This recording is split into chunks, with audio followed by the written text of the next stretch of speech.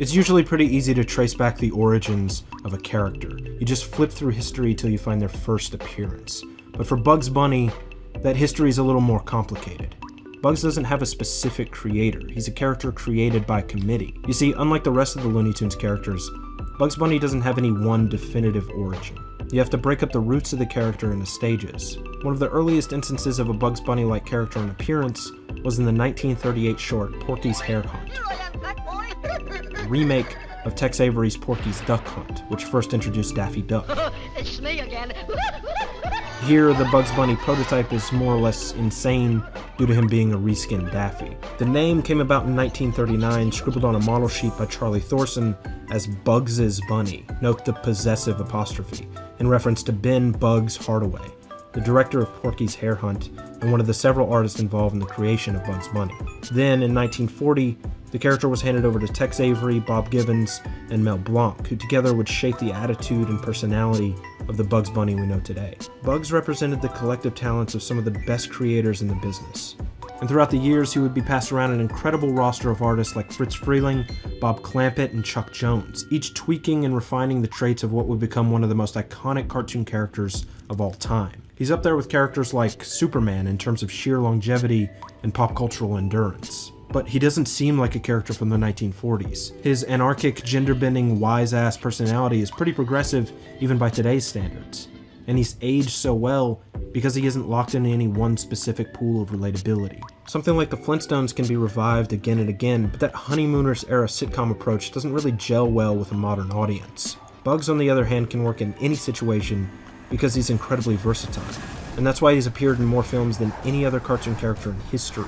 He's about as frequently used in film as Sherlock Holmes, Hitler, or God. And Bugs' adaptability comes from his personality, which is a mishmash of traits from D'Artagnan, Rex Harrison, Dorothy Parker, but he isn't an imitation of anyone else, like how Yogi Bear is a very blatant imitation of Art Carney. This is always good for me.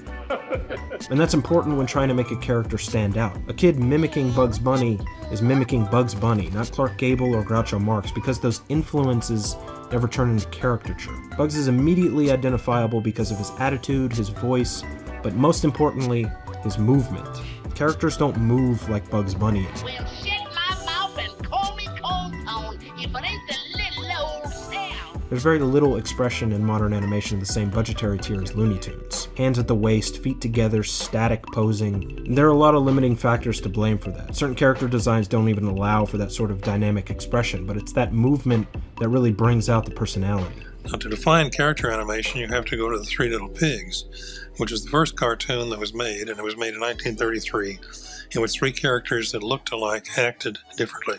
And you could define them by the way they move rather than by what they look like. And all of a sudden we realized that we had in our hands a method of communication which could establish character. And rather than animating on ones like Disney, Warner Brothers chose to animate on twos to get fluid motion while keeping the budget relatively low.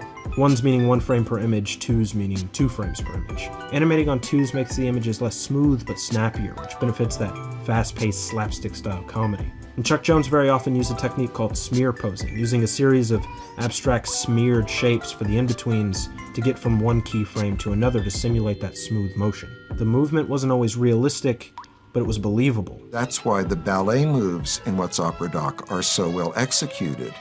As caricatured and as absurd as it is, when Bugs does his fish dive into Elmer's arms, he lands with perfect port de bras. His limb placement is all impeccable. There's an elegance in that animation that's accentuated by the live orchestra and Looney Tunes' use of classical music. Rossini's William Tell Overture, Bugs as Leopold Stokowski conducting the tenor through his aria. And to this day, I still hear Ride of the Valkyries as Kill the Wabbit. You know, it is so sad. All your knowledge of high culture comes from Bugs Bunny cartoons. Bugs Bunny was a very important figure in my childhood. And despite Bugs being the corporate mascot for Warner Brothers, he didn't fade into that role. He's always very much been a character of his own. Disney and Mickey are synonymous with each other. Mickey's a more recognizable icon, but he's dissolved into that logo. He's put up on a pedestal to